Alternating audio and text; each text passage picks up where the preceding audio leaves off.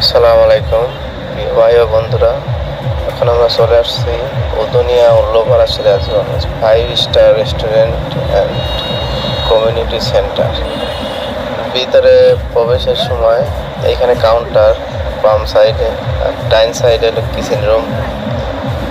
অসাধারণ একটা জায়গা, পানির উপর ভাসমান অবস্থায় আছে। ভাসমান বলতে কিলাম দেয়া বানানো আর কি। তারপরে অনেক সুন্দর। ইউসুফ ভাই এনে দাঁড়া আছে।